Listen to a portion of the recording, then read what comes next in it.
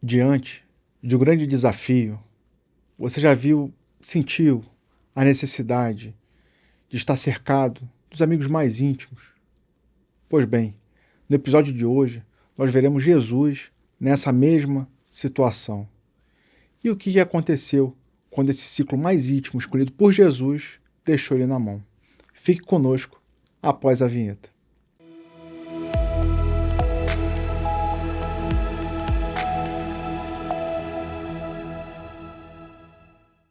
Seja muito bem-vindo ao programa Páginas Espíritas da Comunhão Espírita de Brasília.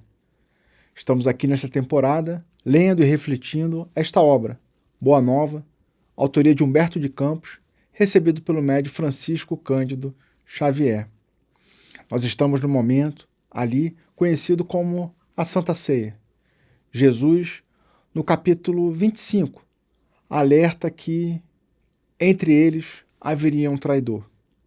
No 26, Jesus aponta que Pedro o negaria 3 vezes antes que o galo cantasse. E permeando esses 2 capítulos, nós temos também uma cena que é conhecida como o lava-pés, um momento de extremo exercício de humildade que Jesus deixou para os seus apóstolos e também para nós mesmos. E é assim, nessa situação, que Humberto de Campos começa o capítulo 27, chamado A Oração do Horto. Depois do ato de humildade extrema, o chamado lava-pés, de lavar os pés de todos os discípulos, Jesus retornou ao lugar que ocupava a mesa do banquete, singelo, e antes de se retirarem, elevou os olhos ao céu e orou assim, fervorosamente, conforme relata o Evangelho de João. E aí a oração que vai ser relatada aqui está registrada no Evangelho segundo João, no capítulo 17, ele finalizando o que a gente conhece como Santa Ceia. Pai Santo, eis que é chegada a minha hora. Acolhe-me em teu amor. Eleva teu filho para que ele possa elevar-te entre os homens, no sacrifício supremo. Glorifiquei-te na terra, testemunhei tua magnanimidade e sabedoria, e consumo agora a obra que me confiaste. Nesse instante, pois, meu Pai, ampara-me com a luz que me deste, muito antes que este mundo existisse. E aí, pegando esses trechos do início dessa oração de Jesus, chama a atenção ele alertando, ele conversando com Deus de que é chegada a hora. E os discípulos ainda não estavam internalizando ainda que hora era essa. Eles entendiam, estavam pensando que era como se fosse uma revolução que ia começar. Mas, na verdade, era um momento de despedida de Jesus para com seus apóstolos. E não só isso, um momento de extremo sacrifício. Ele coloca aqui, sacrifício supremo. E aí ele diz que glorificou Deus na terra, testemunhou a sua grandiosidade, a sua sabedoria, e agora era o momento em que ele estava pedindo, inclusive, amparo de Deus, pedindo luz. E um outro ponto que eu achei interessante aqui, ele falou assim, que ampara com a luz que me deste, ou seja, Deus já deu a luz para Jesus muito antes do que o mundo existisse, ou seja, muito antes do que a Terra existe. Isso vai ao encontro, inclusive, de uma outra obra, chamado Caminho de Luz, de Emmanuel, onde Emmanuel vai falar sobre a criação do planeta Terra. Então, que Jesus foi co-criador junto com Deus do planeta que a gente aqui habita nesse momento. E isso eu acho que é de uma grandiosidade tremenda, porque é até difícil de conseguir captar essa percepção de que antes que a Terra existisse, Jesus já estava ali como um espírito puro.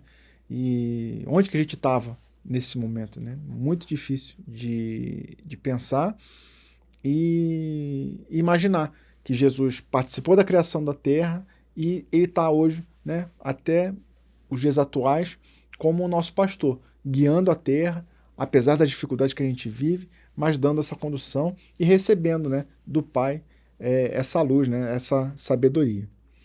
E aí Humberto de Campos continua, que a oração faz um comentário dizendo que ele fixava o olhar amoroso sobre a comunidade dos discípulos, que silenciosos lhe acompanhavam a rogativa. Então ele continuou. Então ele estava tranquilo e sereno, deu um olhar para os discípulos e continuou a oração. Eu vou continuar a oração, vou ler até o final, depois eu volto para fazer os comentários como eu fiz nessa parte inicial. Manifestei o teu nome aos amigos que me deste. Eram os teus, e tu os confiaste, para que recebessem a tua palavra de sabedoria e de amor. Todos eles sabem agora, tudo quanto lhes dei provém de ti. Neste instante supremo, Pai, não rogo pelo mundo, que é obra tua e cuja perfeição se verificará algum dia, porque estás nos teus desígnios insondáveis. Mas peço-te particularmente por eles, pelos que me confiaste, tendo em vista o esforço a que os obrigará o Evangelho, que ficará no mundo sobre os seus ombros generosos. Eu já não sou da terra, mas rogo-te que os meus discípulos amados sejam unidos uns aos outros, como eu sou contigo. Dei-lhes a tua palavra para o trabalho santo de redenção das criaturas, que, pois, eles compreendam que nessa tarefa grandiosa o maior testemunho é o do nosso próprio sacrifício pela tua causa, compreendendo que estão neste mundo sem pertencerem às suas ilusórias convenções, porque pertencerem só a ti, de cujo amor viemos todos para regressar à tua magnanimidade e sabedoria. Quando houvermos edificado o bom trabalho e vencido na luta proveitosa. Que os meus discípulos, Pai, não façam da minha presença pessoal o motivo de sua alegria imediata, que me sintam sinceramente de suas aspirações, a fim de experimentarem o meu júbilo completo em si mesmo. Junto deles, outros trabalhadores do Evangelho despertarão para a tua verdade. O futuro estará cheio desses operários dignos do salário celeste. Será, de algum modo, a posterioridade do Evangelho do Reino que se perpetuará na terra para glorificar a tua revelação. Protege-os a todos, Pai, que todos recebam a tua bênção, abrindo teus corações às claridades renovadoras. Pai justo, o mundo ainda não te conheceu, eu, porém, te conheci e lhes fiz conhecer o teu nome e a tua bondade infinita, para que o amor com que me tens amado esteja neles e eu neles esteja. É uma oração bonita, né? Uma oração bem profunda. E agora eu vou, voltar para destacar alguns pontos, né?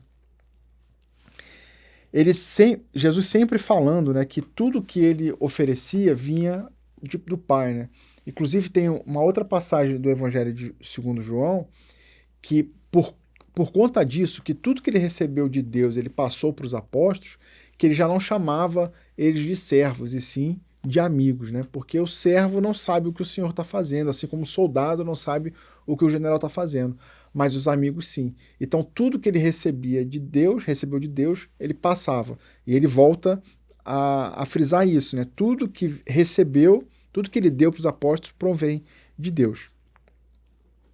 E aí ele fala que a rogativa dele naquele momento não era pelo mundo, porque o mundo vai encontrar sua perfeição, né? Como já está no desígnio. Então, assim, já está na programação que a Terra vai ser um mundo feliz, né? Um mundo celeste. E embora possa parecer difícil no momento que a gente vive hoje, né? Mas isso já está colocado. E aí Jesus coloca assim, ó, isso já vai acontecer, então não é pelo mundo que eu rogo, né? Mas eu rogo por esses que você me confiou. Então a oração de Jesus é pelos apóstolos, né? É pelos aqueles que vão carregar o evangelho, né? Vão propagar a boa nova.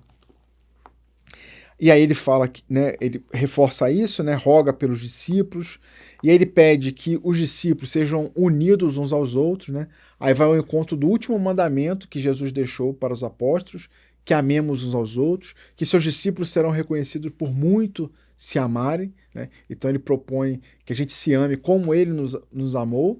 Então é o último mandamento, ele reforça isso, né, que o desejo dele é que a gente nos vê unidos. E isso é um grande alerta, assim, principalmente nos dias atuais, de polaridade, de pedidos de cancelamento, porque o outro não pensa como eu, eu quero evitar que ele fale isso. Fica uma reflexão, assim, se a gente se considera seguidores do Cristo, se a gente está se esforçando para seguir os caminhos do Cristo, que a gente fique com isso na nossa mente, né? Que ele está buscando, ele pede para que a gente seja unidos uns aos outros. Então a gente pode ter diferença de pensamento, interpretações diferentes sobre um determinado ponto, mas a gente precisa estar unidos, né? Não se afastar. Vamos debater nas ideias e não contra as pessoas, né? Mas voltando aqui à oração, ele alerta que o maior testemunho, né, de um discípulo é o seu próprio sacrifício, e aí Jesus está indo, né, no sacrifício supremo, indo ali para o momento da crucificação, que é um sacrifício próprio, mas para ser usado como referência para todos nós diante das nossas dificuldades, né? Se Jesus não precisava passar por aquilo, passou por tanta injustiça, humilhação, e ele estava ali sempre sereno e tranquilo, é um convite para a gente também fazer isso nas nossas dificuldades, né? Mais à frente aqui, Jesus fala, né, conversando, né, durante a sua oração, que a presença dele não seja o motivo da alegria imediata, né? Porque ele está, lembremos, ele está se despedindo dos discípulos, né? Então, assim, que os meus discípulos percebam que a alegria não é a minha presença física, né? Mas que eles possam sentir nos seus corações, né, suas aspirações, a mensagem, né? Então a gente possa sentir Jesus no nosso íntimo, né? E é engraçado quando a gente vai conversar com criança, assim, poxa, como é que eu vejo Jesus, né? Como é que eu encontro Jesus? E a gente tende a responder que Jesus não se vê com os olhos, né? Se sente com o coração. Então, convite que a gente possa acalmar os nossos pensamentos e sentir a presença de Jesus em nossos corações. Ele fala aqui, né, que outros trabalhadores do Evangelho despertarão para a tua verdade. Então, ele está ali falando para os apóstolos, mas ele diz assim, outros trabalhadores, e aí isso pode nos incluir nessa caminhada, né, também vão despertar para essa mensagem da Boa Nova e vão também se unir, né, aos apóstolos que estavam ali iniciando a mensagem da Boa Nova, né, a propagação da Boa Nova. Aí ele fala, inclusive, assim, o futuro estará cheio desses operários dignos do salário celeste. Então, que a gente se esforce no nosso dia a dia, né, de ser digno, que Jesus chama aqui do salário celeste. Aí ele fala que a posteridade do Evangelho, né, vai perpetuar sobre toda a terra. E ele Jesus volta a pedir proteção tanto para os apóstolos quanto para esses trabalhadores que viriam depois, e que todos recebam as suas bênçãos, né? Porque a bondade de Deus, ela é infinita. E o amor, né, com quem me tem amado esteja neles, então todo esse amor que Jesus tem recebido de Deus esteja nos discípulos e também Jesus esteja neles. Então, assim, Jesus volta a frisar, né, que não é a presença física que vai nos mover enquanto seguidores do Cristo, mas é a sensação, é o sentimento de estarmos com Jesus no nosso íntimo. Terminada a oração, acompanhada de religioso silêncio por parte dos discípulos, Jesus se retirou em companhia de Simão Pedro e dos 2 filhos de Zebedeu para os Montes das Oliveiras, onde costumava meditar. Então, quando terminou a oração, terminou ali o momento, né, conhecido como a Santa Ceia. E aí ele pega 3 dos seus apóstolos, pega Simão Pedro e pega os filhos de Zebedeu, que é o Tiago maior e o João, né, o João evangelista. Então pega ele e caminha para o Monte das Oliveiras, conhecido também como Getsemane, né, e ali onde ele costumava meditar. Então ele já ia lá para meditar, só que dessa vez ele não foi meditar sozinho, ele pegou os 3 apóstolos para poder acompanhar.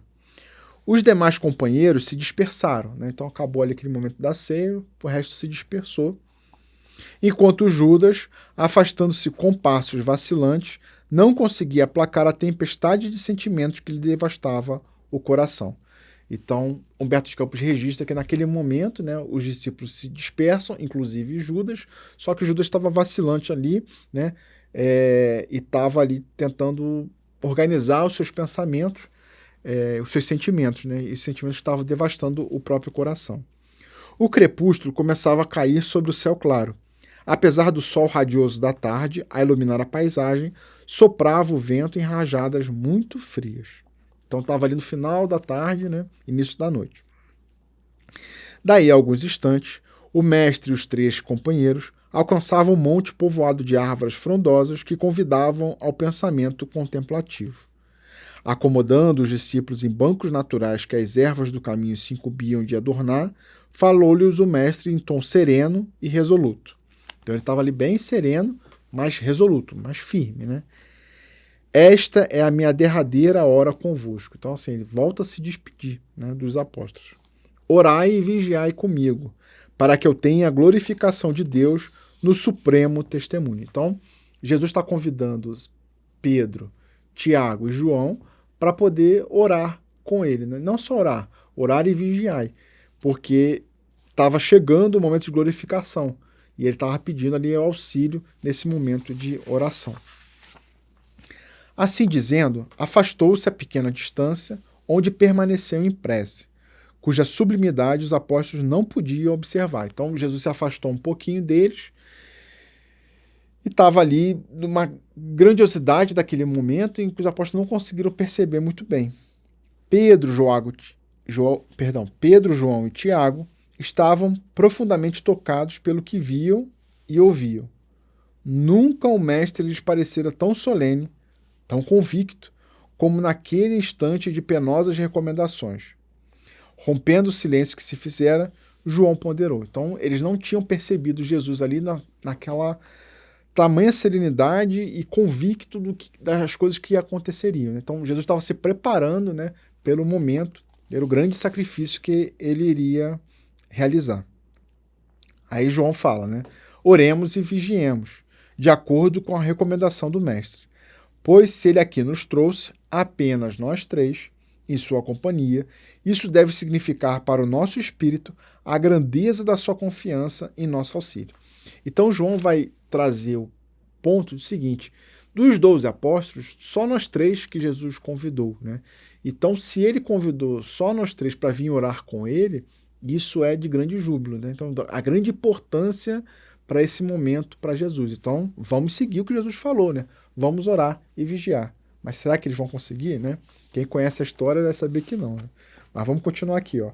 Puseram-se a meditar silenciosamente. Então, eles ficaram em silêncio e começaram a meditar. Entretanto, sem que lograssem explicar o motivo, adormeceram no decurso da oração. E aí fica a reflexão, né?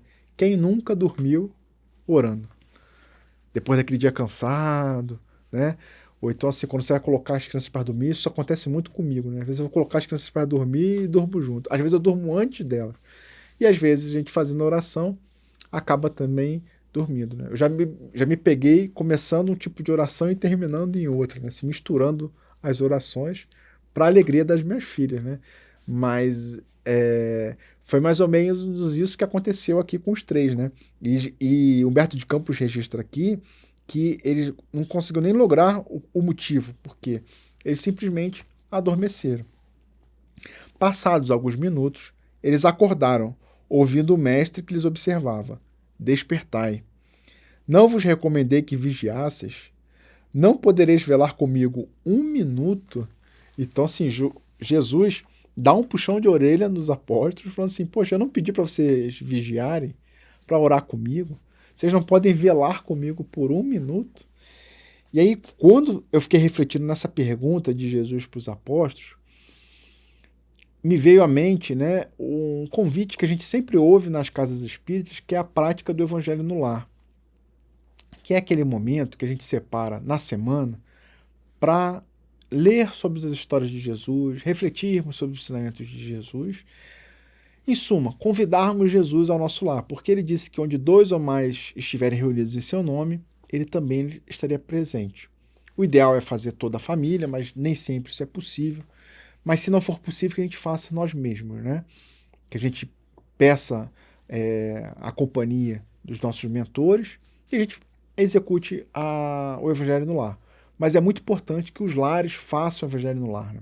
Joana de Ângeles, mentora do Divaldo Franco, ela chega a mencionar que um lar que se propõe a realizar o Evangelho no lar é uma luz que ilumina não só o próprio lar, mas toda a vizinhança.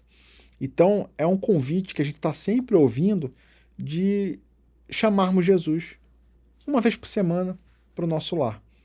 E não precisa durar muito, né? Umas coisas de 20 minutos, 30 minutos já é suficiente. Não precisa ser uma coisa longa. A proposta é a gente ter o hábito de estar sempre falando de Jesus em nossa casa e refletindo sobre os seus ensinamentos. Só que tem muitas pessoas que acabam falando assim, poxa, eu não consigo fazer o evangelho no lar, eu começo e paro, acontece outras coisas, e realmente, assim, acontece muita coisa, às vezes o ambiente fica um pouco agitado, às vezes a gente fica meio desanimado para fazer, mas a gente precisa ser perseverante. E esse convite é muito parecido com esse que Jesus faz para os apóstolos, deles serem vigilantes, né? E aí Jesus pergunta assim, poxa, mas não pode velar comigo um minuto? E aí vamos pensar na prática do evangelho no lar. Jesus perguntando para cada um de nós, né? Poxa, mas você não tem 30 minutos da sua semana para que eu possa te visitar, que você possa refletir sobre os ensinamentos? Então fica também essa pergunta para cada um de nós, né? João e os companheiros, voltando aqui à narrativa de Humberto de Campos, eles esfregaram os olhos, reconhecendo a própria falta. Então, assim, poxa, dei mole, né? Jesus pediu para eu ficar aqui vigilante e dormir. Então, Jesus, cujo olhar parecia iluminado por estranho fulgor, lhes contou que fora visitado por um anjo de Deus que o confortara para o seu martírio supremo. Então, ele relata ali que durante a oração que ele estava fazendo, ele recebeu a visita de um anjo de Deus que confortou ele pelo martírio que ele estava se preparando. Mais uma vez ele lhe pediu que orassem com o coração e novamente se afastou. Então ele volta a se afastar de Jesus e fala assim, olha, por favor, façam aí a vigilância e a oração. Contudo, os discípulos insensivelmente cedendo aos imperativos do corpo e olvidando as necessidades do espírito, ou seja, priorizaram o corpo estava pedindo ali o sono e esquecendo as necessidades do espírito, de novo adormeceram em meio da meditação. Despertaram com o mestre e repetir, não conseguistes então orar comigo? Então ele voltou a chamar a atenção. Os 3 discípulos acordaram, extremunhados. A paisagem desolada de Jerusalém mergulhava na sombra. Antes, porém, que pudesse justificar de novo a sua falta, um grupo de soldados e populares aproximou-se, vindo Jesus à frente. Então, voltando, né? Jesus pede que os 3 fiquem vigilantes e orem, né? Cria uma corrente ali magnética ali para auxiliar Jesus nessa preparação. Eles dormem. Jesus os acorda, chama a atenção, fala o que aconteceu, né? Assim, poxa, olha, Jesus foi visitado por um anjo de Deus para confortar ele, né? Então o negócio realmente é sério, vou ficar aqui vigilante. Mas não, eles voltam a dormir e Jesus volta a perguntar assim, poxa, então vocês realmente não conseguem orar comigo. E aí Humberto de Campos disse que, né, começa a Jerusalém mergulhando na sombra, ou seja, já estava no final da noite, final da tarde, início da noite, né, então a noite já se implementava. E aí quando eles pudessem se justificar, falar assim, poxa, é porque eu estou cansado, aconteceu alguma coisa, vem um grupo de soldados, né, e populares com Judas à frente. E aí, esse momento agora, a gente vai fazer uma pausa, porque irão acontecer mais coisas aqui no capítulo 27, mas será momento de reflexão para o próximo episódio. Você gostou do episódio até aqui? Fica o convite de você deixar seu joinha, se inscrever no canal caso você não seja inscrito, e caso você não tenha visto os outros episódios, acessar a playlist do Páginas Espíritas, que temos desde a introdução aqui do livro Boa Nova até agora o capítulo 26, que terminou na semana passada, e agora o início do capítulo 27, uma forma de a gente estar ali lendo e estudando aqui o capítulo do Boa Nova. E na nossa reflexão aqui, fica o convite, eu volto a reforçar, de aplicarmos o Evangelho no lar, de pensarmos nesse momento, nesse convite que Jesus faz para a gente nos reunir em casa e pensarmos nos ensinamentos de Jesus. Não precisa ser algo muito grandioso, algo simples, mas com o objetivo de nos unirmos, né, juntos, pensarmos em Jesus. E aí pensarmos que quando a gente está ali unido, né, com o propósito de lembrarmos de Jesus, ele também estará conosco. Não, assim como na oração ele reforça, né, não de forma física, presencial, mas como sentimento. Então, fica o convite na semana que vem a gente retornar aqui para o próximo episódio, para a segunda parte do capítulo 27. Desejo que tenhamos uma ótima semana, fiquemos com Deus e até lá.